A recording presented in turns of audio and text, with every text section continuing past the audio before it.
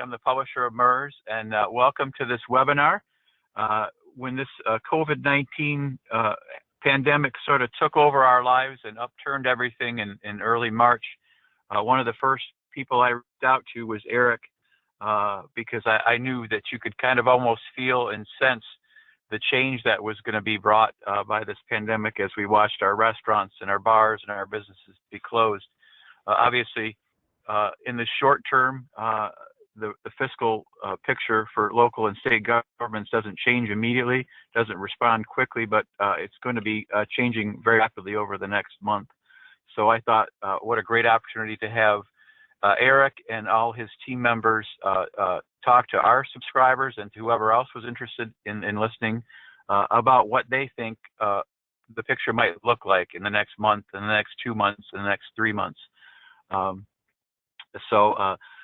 I turned to him and we talked about it, and we're very excited. We had, I think, over 500 registrants to today's webinar, which is remarkable.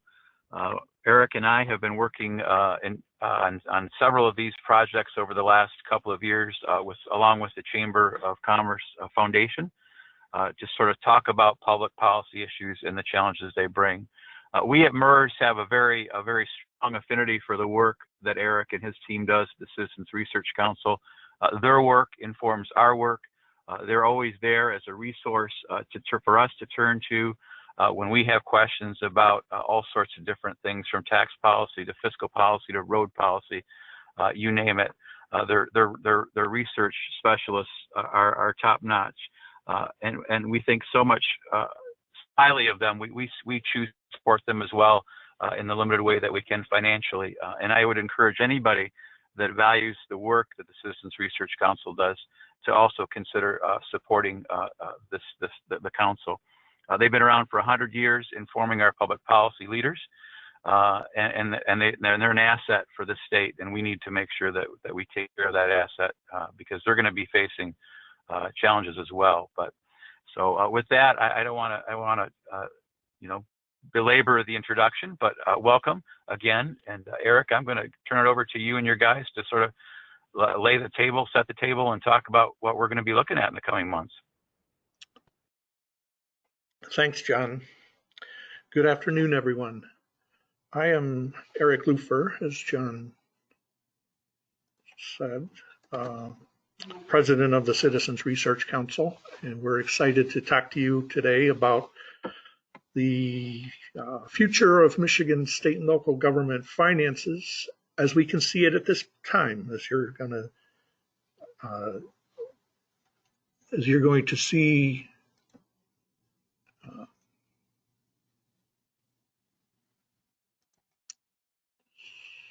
technical snafu here.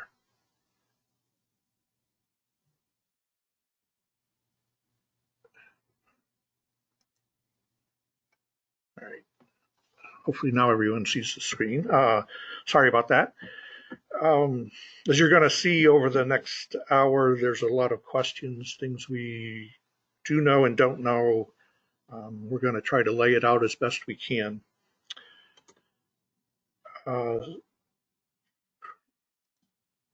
Computer has a mind of its own. The Citizens Research Council, for those people being introduced to us for the first time, is a statewide, nonpartisan public affairs research group. This is our 104th year of operation, and I attribute a lot of that longevity to our very independent, nonpartisan approach to the public policy research we do. We're not trying to grow government. We're not trying to shrink government. We're trying to understand public policy and look for the best options so Michigan can have the best government that we can create. Obviously, that's made by policymakers, politicians who get elected to office, and they have their agenda. But the best way to make good policy is to have good information. And that's what we're all about, trying to find that information and get it out to people. We're a not-for-profit entity, and we rely on the charitable contributions from foundations, businesses, and corporations, individuals as well. So John, thank you for those kind words of encouragement. With more than 500 people signed up for this, if everyone pitched in a little, it would go a long way to helping us navigate through this pandemic and get to where we're going. There's opportunities to give on our website. There's a get involved button that takes you to the donate page, and it's an easy way to do it online. Or if you mail in a check, our address is right there. So as we get started, we've put our slide deck on our website. You can see here real quick, you can go to crcmich.org and click on events, and the first thing you'll see is the link for this, and you should be able to download the slide deck from there. It's going to be available after all this is done. Additionally, we're recording the webinar and it'll be put online. So if you want to come back and listen to what we said or share it with others, you'll be able to do that. It usually takes about an hour for everything to process, and then you have to upload it to YouTube and everything, but we'll get that done as quickly as we can. So we are a public policy research group. We're known for doing the deep dive research into different issues. When all of this pandemic started, I got a hold of staff and I said, whatever you're working on, put it aside. Let's focus our attention on helping state and local government get through the pandemic. So you can see on the left side of this slide some of the posts that we've put up in the last month, doing more than one a month over this time with our small staff. It's quite an accomplishment. And I also want to make you aware that tomorrow we are going to publish a new report. Michigan's budget growth has been fueled by the federal dollars, and it's really changed the composition of our state budget. We undertook this report to deal with road funding back when that was an issue. Clearly less of an issue today, but the research there, the information provided, I think was going to be very useful for our policymakers to get through this, to think about what's discretionary and what is not discretionary.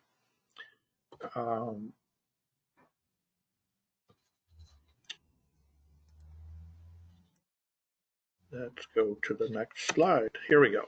So this is a team effort on our part. As John hinted, we have the whole research staff involved with the presentation today. I'm not going to go through biographies or credentials of these people. They're on our website if you want to go look those up after the webinar. We're going to go back and forth. The whole thing is going to be sort of a question and answers type session. The email addresses are here. I would say that a lot of the topics we're going to talk about today, we could spend an hour digging into them. That's not my intention. But if you have questions that don't get addressed, you can contact any of the researchers and hopefully get your questions answered. So real quick, we talked about how to provide some context for this, talked about maybe inviting an economist to come on. I decided it would be easier just to benefit from the work that the Research Seminar in Quantitative Economics at U of M has done. They did a webinar earlier in the month for SEMCOG. That's online. You can see the link here. I encourage everyone to go look at that. I thought it was very excellent. They granted us permission to hit a few of the high points from their presentation. So they used the models of how this pandemic is playing out and what it means for Michigan. You can see that hopefully we're on the downslope of this whole thing, and there's talk of reopening the economy. We thought that's very helpful. Looking at some national statistics, they think that the home prices are going to take a little bit of a hit, but not go negative. And you can see there the effect of the Great Recession back in the 10 years ago, how deep that was. And they're not projecting anything near that sort of downturn in home prices as a result of all this. You can see the real gross domestic product. They're looking at a sharp decline that we're in the midst of right now. A bit of a bounce back as the economy starts to open up, and then a more gradual recovery, so that by 2022, we're pretty much back to trend. where they thought we would be had none of this happened. They go through in their webinar and sort of project or do the math on how many people are essential, how many are working from home, how many are put out, and what the effects of the federal package, the CARES Act, and how that got money into people's pockets and into small businesses, bankrolls, and how that's going to help out. Based on that, they're able to do some projections for Michigan. You can see the very sharp decline. They were projecting 26% drop in payroll employment with a fairly strong bounce back, and then again returning to trend by 2022. Unemployment hitting 23% in the quarter we're in, a drop off as the economy starts to open up again, and moving on from that. Personal income sort of bounces up and down as we work our way through the recession and the recovery.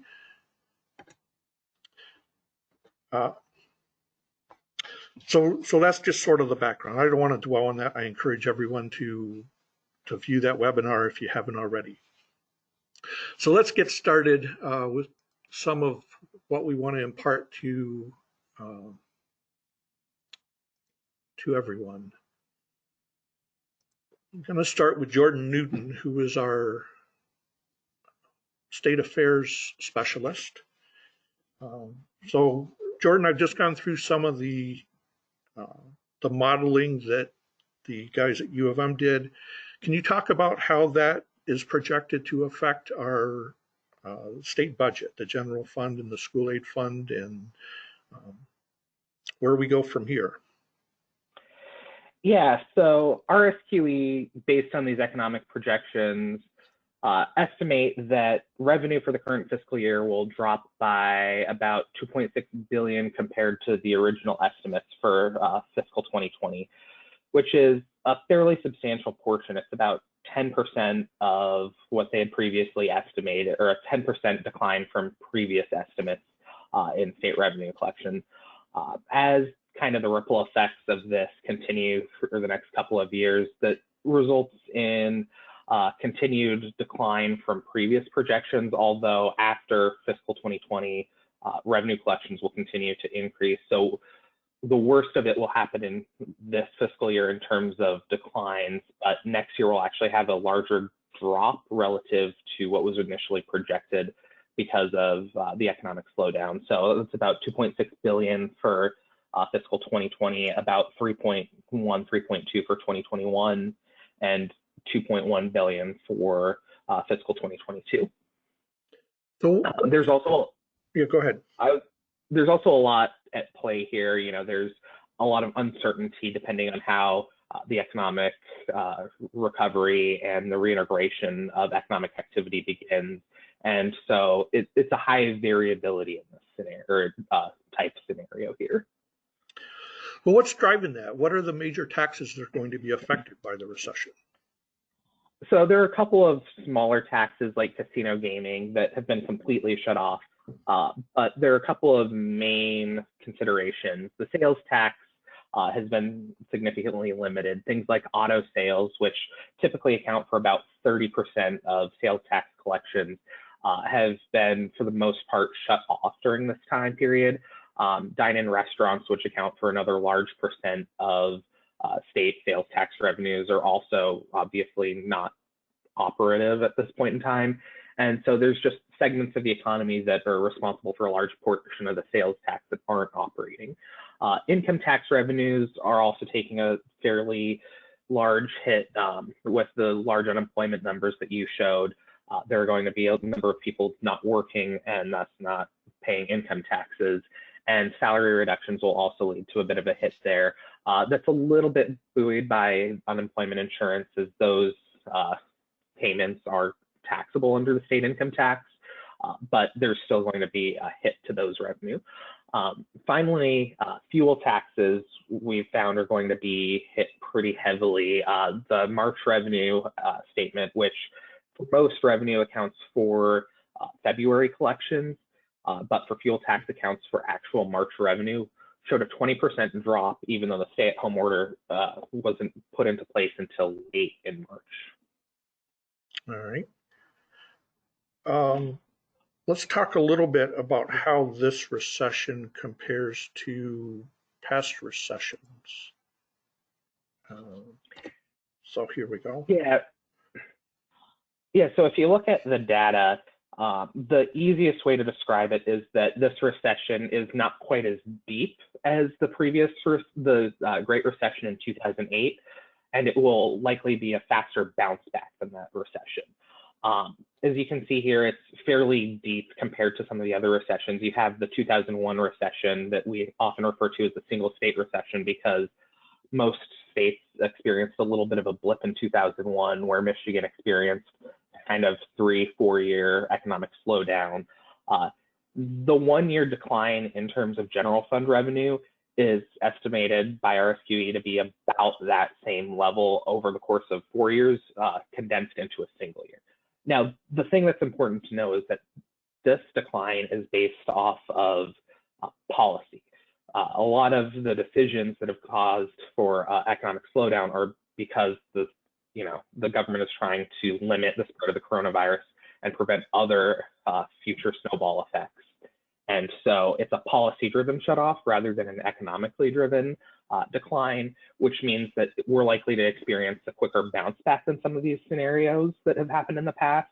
And so even though the decline is relatively steep, the recovery is expected to be relatively fast. So it's about 80% of the decline in terms of general fund revenue compared to the first year of the 2008 recession, but we start experiencing recovery right away, and that recovery is expected to be stronger than it was in the Great Recession. If you look at the school aid, go ahead.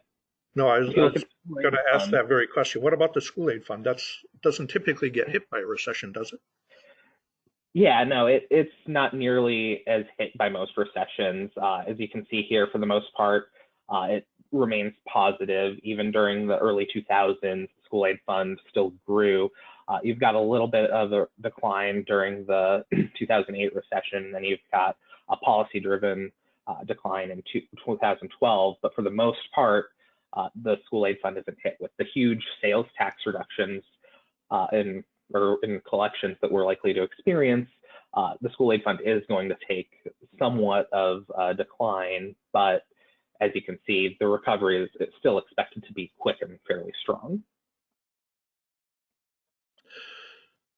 So part of what's ahead of the legislature and the executive office is trying to balance the budget now, and clearly cuts will be part of that, but they're also going to look at existing resources.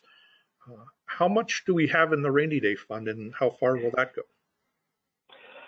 Right now, we've got $1 billion in the rainy day fund. It's a little bit short of that, but that's not really expected to go very far. If you look at the 2000 recession and the condition of the rainy day fund, then we had a little bit more, about 1.3 billion. But the vast majority of that was exhausted within 1 year of the recession, and it wasn't nearly as steep. As we discussed earlier, the $2.6 billion decline from expected revenues in terms of where we projected that we would be for this fiscal year is more than double what we have in the current rainy day fund. And so it's not really expected to go that far. There's also, some other issues. Moody's Analytics did a stress test for all the states in December, and it showed that the general fund alone, with the revenue declines from a moderate recession and the expected increase in spending for programs like Medicaid, the general fund would show about a 3% shortfall. That doesn't include the expected increase in other costs that might occur because of this the pandemic, which will increase state spending for things like Medicaid. And it doesn't even account for the fact that the rainy day fund also is supposed to cover the state school aid fund. And so Moody's graded us as unprepared for a moderate recession and severely unprepared for a severe recession.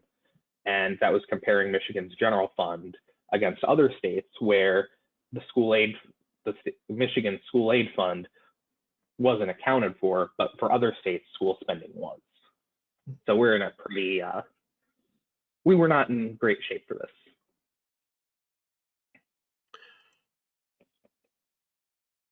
So I'm going to pull Tim Mischling into the conversation now. Hopefully, if the slide, there we go. Good morning. Good morning, Tim. So you've been looking a little bit about the demand side of the budget. We know that some of government spending is counter-cyclical, meant to help people get through difficult times like this, and Medicaid is a chief driver of that, but we know there's other SNAP payments and things like that. So how much of the state budget is Medicaid driven, and you know, some of that other parts of the pie? And are there, even while enrollment could be going up with the recession, we don't know, it's sort of that V shape or a wide V shape, how much enrollments will in fact go up. This is different than other recessions, but how much of the budget is driven by that, and what are the opportunities to control cost even while there's a potential for increasing enrollment? Sure. Yeah, so there's some big questions in there. I think our listeners on this are savvy enough to know that recessionary periods are not just a time when revenues are scarce, but also often a time when demand for services can be high. And that's particularly true for countercyclical programs like Medicaid, as you and Jordan mentioned. So when we look at our $58.5 billion state budget, medical and behavioral health services comprise a third of the pie, and that pie slice is dominated by Medicaid. Around 70% of this is federal funding, but it's also a third of the general fund general purpose budget. That would be $3,420,146,900. So not a small amount of money. What we've seen with other recessions is that Medicaid enrollment typically goes up, and that's still uncertain for a variety of reasons. It depends on the depth and length of the recession. As people are drawing enhanced unemployment benefits that may prevent some of our population from qualifying for Medicaid based on income. However, with the Healthy Michigan plan in place now, which was not in earlier recessions the state experienced, we do have eligibility for childless adults with incomes up to 138% of the federal poverty level. So in the long run, if the recession hangs on, we could see quite a growth in Medicaid enrollment. All right, thanks. So let's go back to Jordan. You mentioned that the 2.6 is a fairly big chunk of the general fund budget. How do we get there? You can see from this pie chart that you can sort of nibble away at corrections or revenue sharing or things like that, but that's not going to get you there, is there? Is it? How are we? What comes in play to get to 2.6? Yeah, no, it's going to be a challenge for sure to get to that number. That 2.6 billion represents the entirety of state resources going towards things like higher education and non-school aid school, or like the Department of Education combined. It represents about 2/3 of state spending on Medicaid. It represents 2 times state revenue sharing payments, or you know, the governor proposed a 45-cent fuel tax increase last year. It would consume more than that in terms of how much that represents in the state budget. And so, you know, nibbling away isn't going to, it's going to take some, you know, more than just a couple of hiring freezes here and there. It's going to take a significant portion of the state budget. Now, federal funding is going to be available. We've already gotten $3.1 billion to deal with COVID costs, and we're talking about phase 4. Is it realistic to think that that's going to patch that hole? Now, with the CARES Act funding, that $3.1 billion that you talked about, that won't patch the hole. The way that was designed, it was made so that states could not use that to patch up any budgeting that had been done prior to the passing of the CARES Act. So anything that was already budgeted can't receive that funding. It's locked away from that. Now, what might happen with future agreements is uncertain, but there's going to have to be a good portion of this that comes from the state side. All right. So real quickly, because we have to keep this going, where are we at in the budget process? Yeah, so the state was getting ready to start putting together the fiscal 2021 budget. That's going to be put on the back burner for now. The legislature and governor are going to have to figure out how to bring the 2020 budget back into balance now that there's a substantial revenue hole. So those negotiations will have to begin, and then hopefully that will bring in the budget into a place of balance that will make it easier to create a fiscal 2021 so that the 2020 negotiations also help create a baseline to that. But it's going to put the state timeline on this a little bit back. I'm going to throw you a curveball. I just got fed a question that fits into this part of the discussion. And Craig, maybe you want to pipe in on this as well. Is it realistic to think that the state could issue bonds and borrow its way until things get good again? Well, there's a couple of limitations on that. The state is not allowed to run a deficit. So bonds are one way that the state could raise revenue, but that's also something that requires a vote of the people, if I'm not mistaken. So that would require, general obligation bonds would require a state vote, which with this timeline might not be the most accessible in terms of fixing the budget. Right. All right, so let's transition.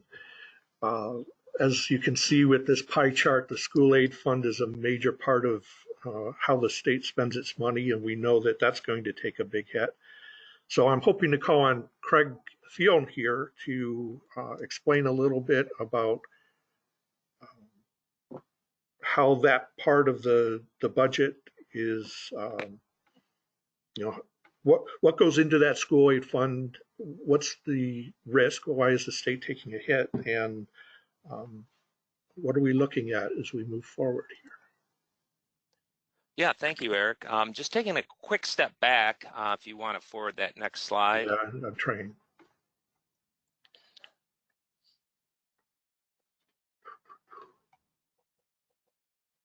There we go.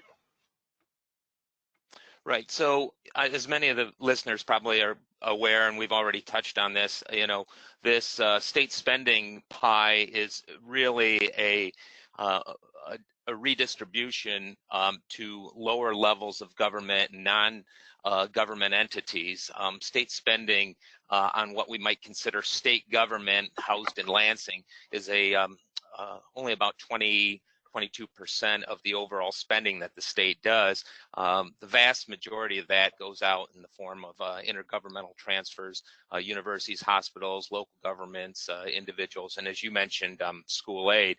And if we move to the next slide here, we can see that within the funding for K-12 education, which is about a $18-19 billion endeavor statewide on the operating side, the vast majority of this, 70%, comes from state sources. So it's not just that this spending is coming down to K-12 districts to top off local revenues, property taxes, but it's the largest share by all accounts, and it's been like this since 1994.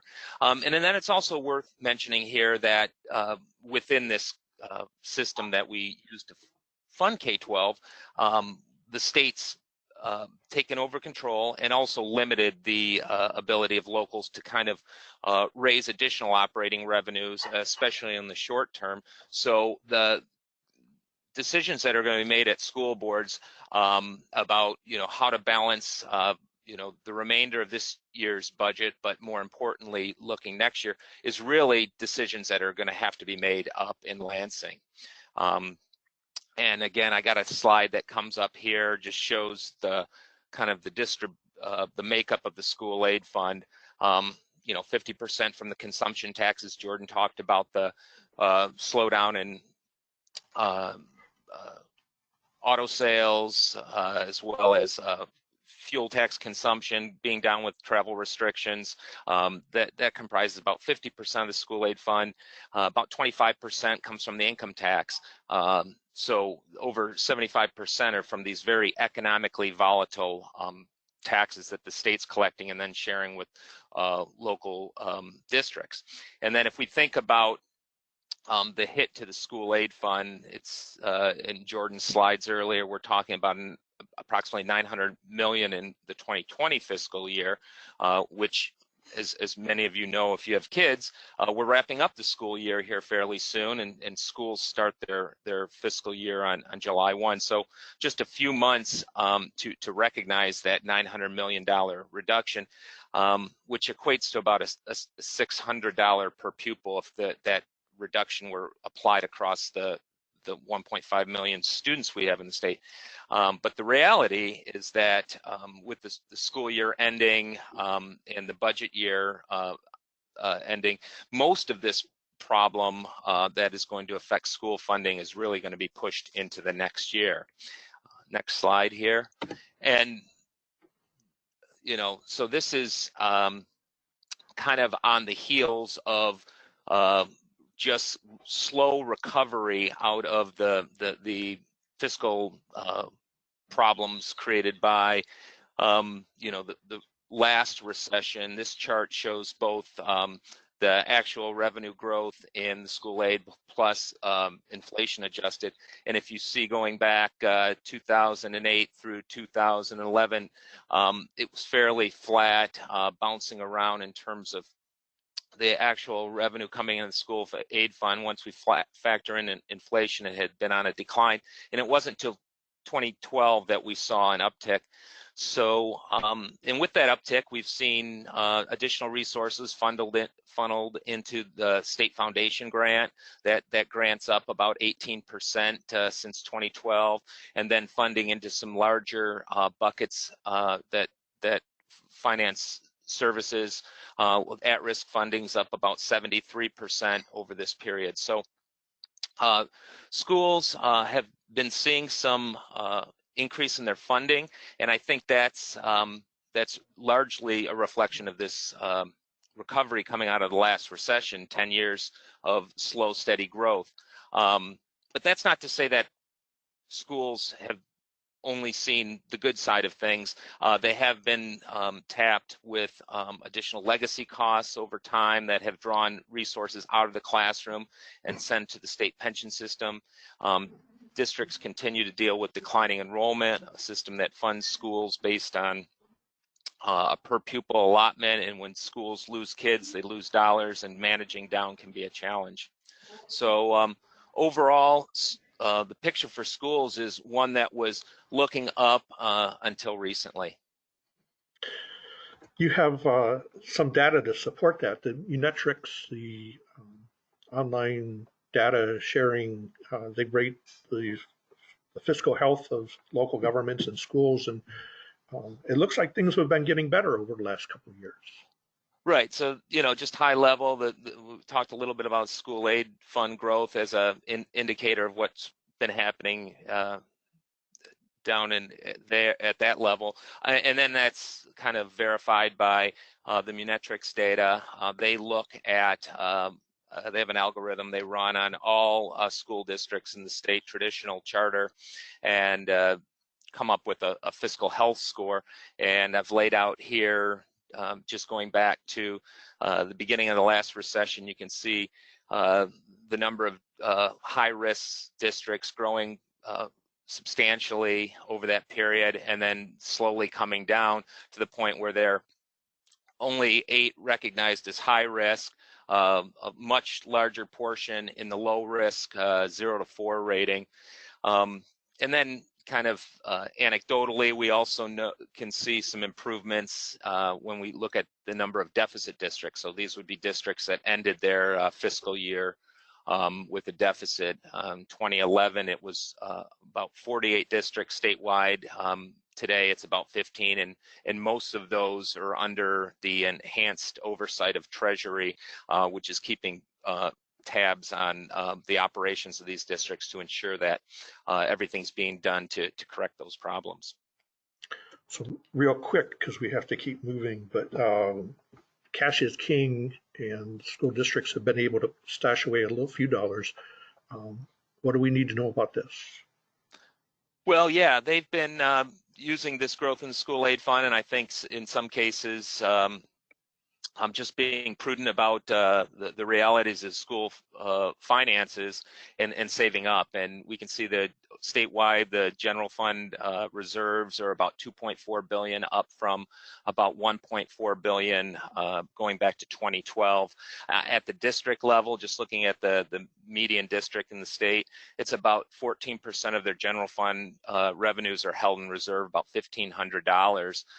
Sounds like a lot of money, but if you think about a 180-day school year, it's roughly about 25 days of operating. So it's not going to take you through a very substantial part of the school year, just resting on these, relying on these one-time resources. And you know, keeping in mind that once these are exhausted, it's not that the local schools can turn to some other revenue source, raise taxes, tax rates to generate resources to backfill. So schools will be, you know, using these resources, but very judiciously, I think. All right, let's transition to local government. Jill, if you can unmute your, there you go. Yeah. So the state shares sales tax revenues with local governments. How much is that, and how much is, what discretion is there? Well, the state distributes the collected tax revenues to local governments for their unrestricted use. Jill, it's hard to hear you. Oh, can you hear me? Can you hear me now? That's better like that. Okay, I'll just have to try to hold my microphone here. The state distributes state collected tax revenues to local units for their unrestricted use in place of allowing. Yeah, Jill, it's just really hard to hear you. Okay. Yeah, maybe I'll walk through this and. Well, here, let me try something. Let me take this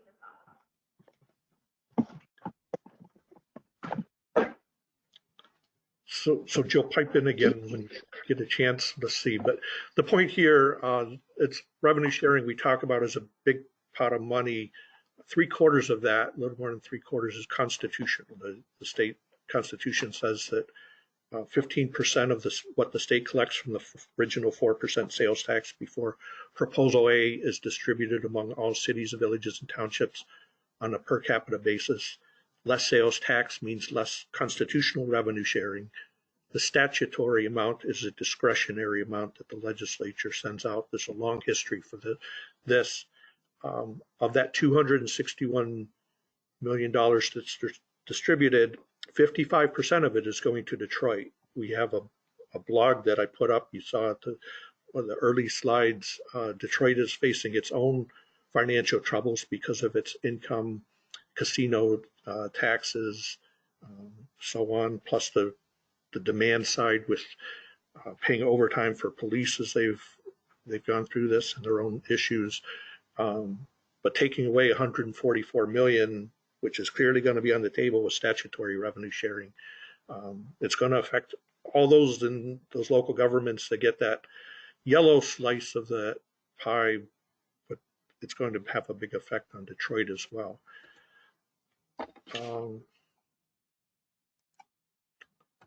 Here we go. So this chart is meant to illustrate sort of what's happened. You can see statutory used to be a big part. It's decreased over time. it's clearly going to be a target, but we admonish the legislature and the executive branch as they think about this.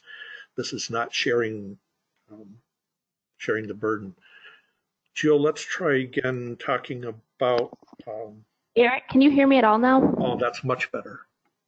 Sorry, I totally lost audio there, so I don't even hear what you have gone through, but I can start with Act 51 if you want. There you go. All right. Sorry about the computer problems. I guess working from home has its issues. Yeah, we need to be quick, Jill. We want to get. Yes. Okay. We don't know what's going to happen with Act 51 funding. We do know, like Craig and Jordan said, fuel taxes are down, tax revenues. This funding to locals will go down. The state primarily raises these funds, distributes it. The formula is on the slide. Locals do raise their own local roads funding through property taxes. We found in 2019 about 700 local governments levy property taxes dedicated to roads. This revenue will probably be more stable than Act 51 funding, but locals rely more heavily on the state shared revenues. We can go to the next slide. Yeah, so we want to talk here, local governments are gun shy after the Great Recession and the hit that the property tax took. Are we looking at it that this time? Well, it's hard to be precise with revenue expectations and what will happen with local government finances. We don't have the data. We don't know how long the shutdown will last, what the impact will be. There's federal aid that has come in for local units above with populations over 500,000, but that again doesn't fill lost tax revenue, as Jordan told us. According to a survey by the National League of Cities, 100% of cities with a population above 50,000 and 87% with a population below expect to see revenue declines this year. So we looked at property tax value and tax data from previous recessions to show what might happen during a recession. All local units rely on property tax revenues to some extent. For most, it's their primary source of local funding. And one benefit of this is that, as this chart and others show, property tax revenue tends to be fairly stable. We've highlighted a few different recessionary periods, and this chart shows that the percentage yearly change in property values from 1970 through today. Most recession periods maybe saw property values stabilize or even fall slightly, but the Great Recession in 2007 to 2009 was the only period that saw extended severe drops in property values. The next chart shows the actual growth and sometimes decline in state equalized value and taxable value. And again, you can see the only real drop was right after the Great Recession. The property value stabilized during other recessionary periods, but did not show large declines. This final chart on property values shows what happens with tax revenues. We see two major periods of decline. One was when Proposal A was enacted in 1994, which is no surprise. Part of the impetus behind Prop A was to lower property taxes. And the other, again, was during the Great Recession. If we break the tax revenue down by type, county, city, village, township, we see the same thing. Revenues only really drop with the Great Recession. So looking at this historical data tells us that if history repeats itself, Michigan local governments can expect property tax values to remain fairly stable through this COVID-19 induced recession, at least initially. While past recessions saw long periods of economic contraction, property values and tax revenues tended to remain stable. Growth may have slowed or stopped, but we did not see large declines in property tax revenue. So unless this pandemic has a long-term impact on real estate markets, it's unlikely to have a great effect on property tax revenues. That being said, revenues in the short term could be impacted should people and businesses be unable to pay their taxes due to unemployment or closure. Jill, real quick, yeah, I went through the revenue sharing. You had the statistics about what role that plays in local governments. Can you hit on that real quick? And then we're going to move on to Tim. Yes. We did a report in 2013 that showed that total revenue sharing payments as a percent of local tax collections were over 20% of the budgets for cities, about 25% for villages, 40% for townships, and about 25% for counties. Those numbers are obviously a little dated, but they show that local governments rely pretty heavily on state revenue sharing. All right.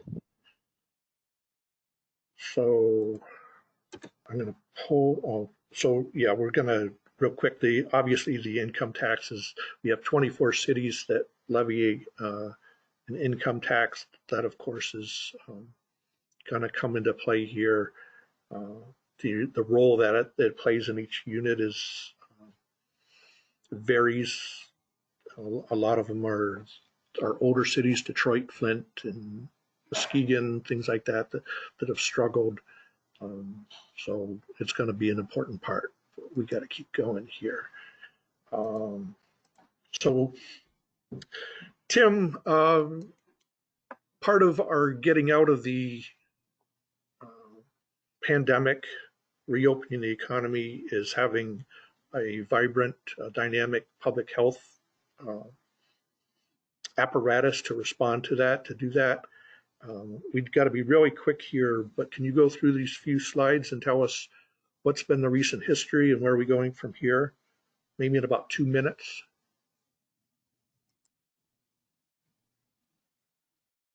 Or your life, Tim. Yeah, absolutely. So in 2018, we published a report entitled Announced Prevention, What Public Health Means for Michigan. And I think to contextualize the relevance of that report, I wanted to give a quick quote from it. Epidemics remain an ever-present threat to human health and safety. Infectious diseases are now emerging in greater numbers and spreading more quickly than at any time in human history. Advances in mobility mean that an epidemic in one part of the world is just a few hours of travel away from threatening other parts of the globe. A significant threat to human health, epidemics require robust public health systems and emergency planning and preparedness to manage.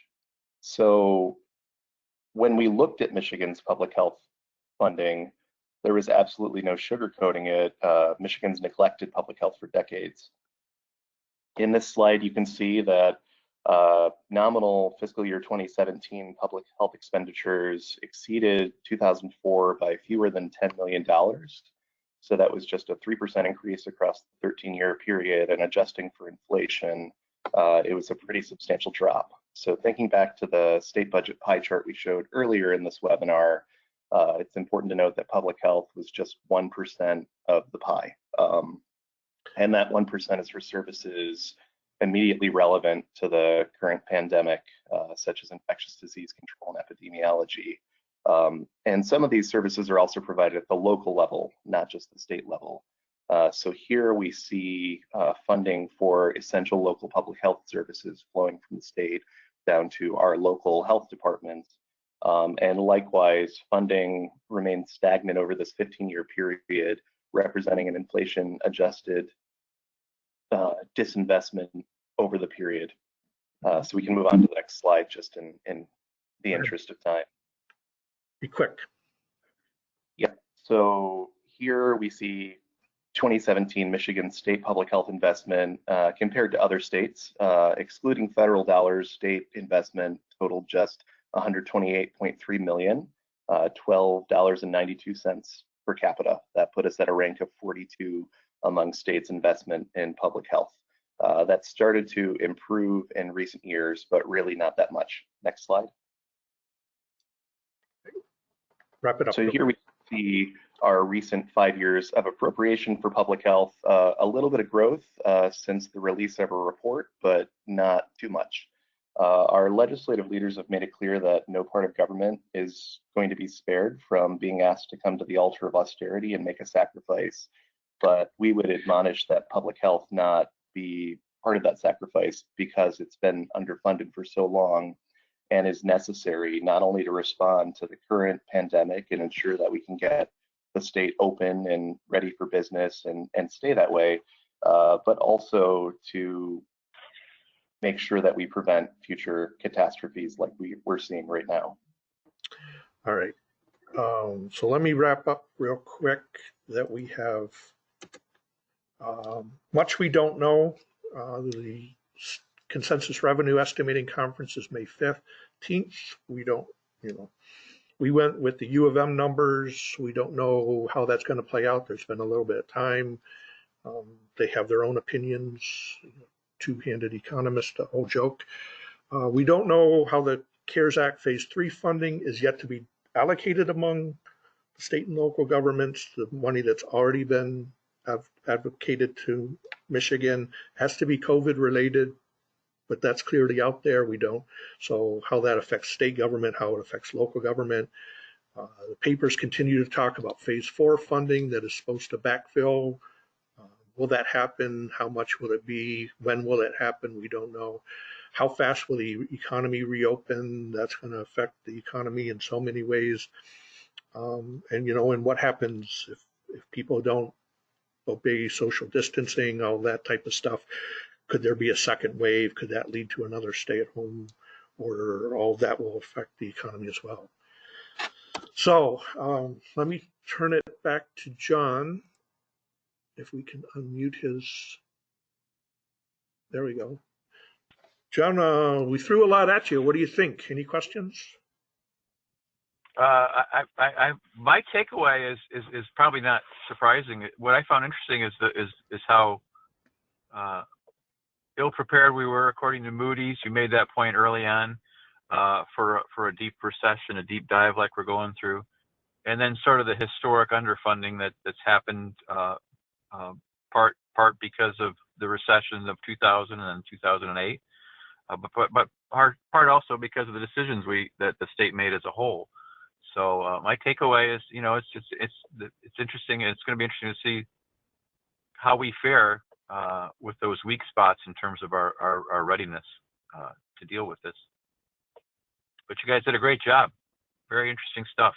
Yeah, thank you. I appreciate that.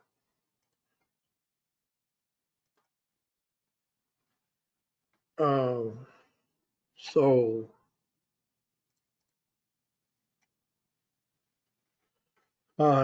Tim, we have a question. Can the CARES Phase 3 money supplement public health?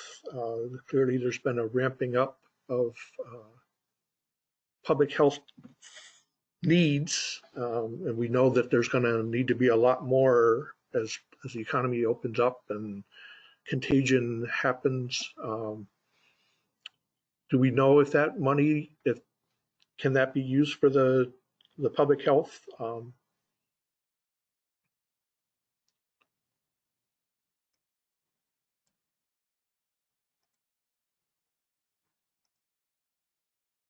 we go, Tim. Sorry, I was muted there. Yeah.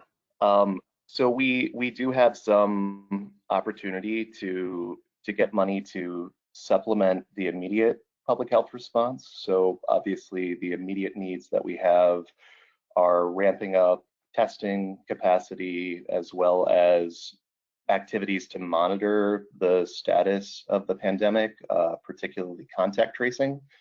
And I want to make a distinction, however, between those immediate needs for monitoring and what long-term surveillance capacity looks like. So yes, we can try to scale up, but that requires contracting with everything from our universities and private organizations to even looking for grad student volunteers, which our health departments have been forced to do just because there's not enough personnel to meet the needs that we have. And in the short term, we can make do with doing whatever we can to respond to those needs. But in the long term, surveillance capacity is something that you can't just snap your fingers with any amount of money and create, because you need, on the one hand, workforce within the state to effectively manage contracts and make sure that the state money that's contracted out is used effectively and efficiently and accomplishes the purposes that it's set out to do. And secondarily, you need trained personnel that really understand these needs. And so that means investing long-term in not only our workforce, but modernizing our data and surveillance capacity within public health so that we can really respond to things in the future. All right. Jill, if you can unmute your, we have a question right up your alley. Should cities, local governments generally be looking at changing the major revenue sources? Well, we just released a report last year on diversifying local government revenue sources. And we definitely think that the property tax is overused and locals need more options to levy different kinds of revenues that can grow with the economy and give them more options when we are in recessions. But the locals don't really have control over that. That's the state has to give them. The state has given local governments have the ability to levy property taxes, and cities can levy income taxes. And there's some other counties can levy some counties, certain units can levy some hotel motel taxes. But really, the state has to give cities the authority to levy more different kinds of taxes. And Michigan's pretty strict in that. A lot of other states allow their local governments to levy many more different kinds of local taxes. Craig, if you can unmute. We have a question about the timing that schools operate on a July to June fiscal year, and they need to be budgeting now. What do we know about the timing of what's going to happen in Lansing and how that affects the school districts? Right. I tried to hit this point earlier, but and schools aren't unique. A lot of local governments operate on a fiscal year that's different than the state, which starts on October 1. So schools and municipalities across state were in the midst of developing their 2021 plans, and now this is throwing a wrinkle in their 2020 plans, their current year budget.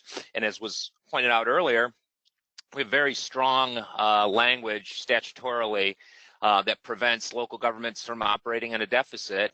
There's, very important reasons why we have that, and very few exceptions. So local governments are waiting to see how Lansing really or what the signal is from Lansing on how that intergovernmental transfer of funds is going to affect what they're expecting and they're going to get.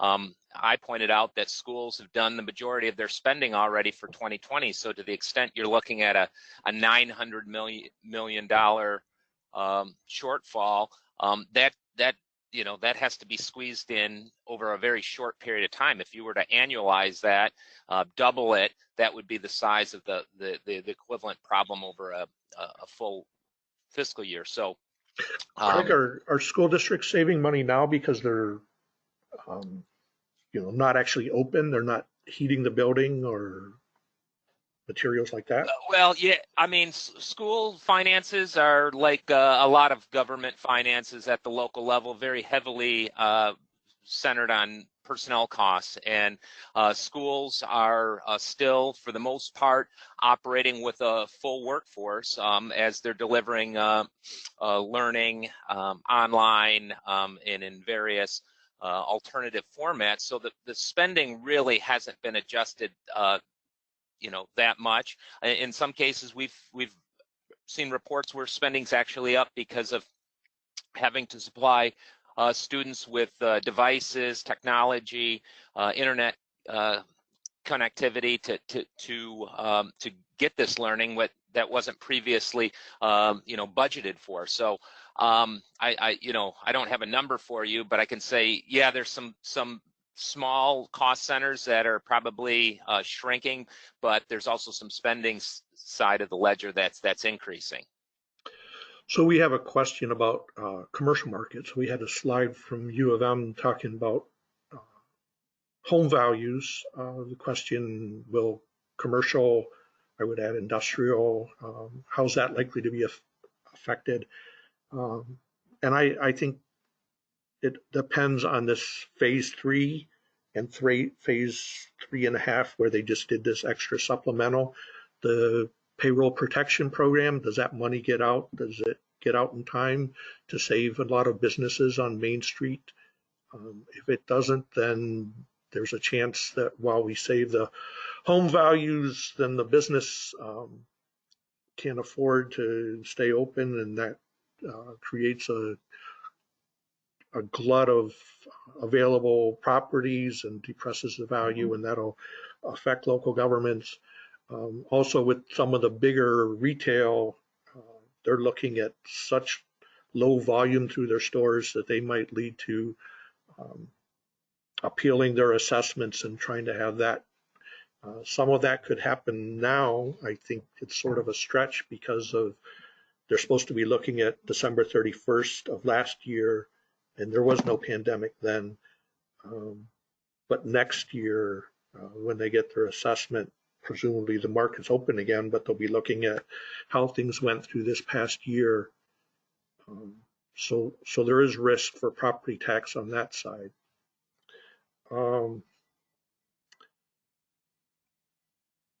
I think we have a few other questions, but I think the witching hour is upon us, and we will try to respond to these other questions on a one-on-one basis. And as I said, put them we will try to respond, putting questions on our website through a blog post and respond to these other ways. If one person asks, others might be interested. This whole webinar has been recorded. It will be on our website in a matter of hours. The whole slide deck is on our website. If you go to crcmich.org and click on events, you can see right away the listing for this one. The slide deck is there. So yeah, thank you all. This is a tremendous turnout, and we hope we got the information to you that you were looking for as much as possible within an hour's time frame. Happy that we can be here. Please remember us if you have a few dollars to help support local, a nonprofit trying to make it through this difficult time. Hope everyone manages on, stay healthy, and we look forward to the next time we can interact. Goodbye, everyone.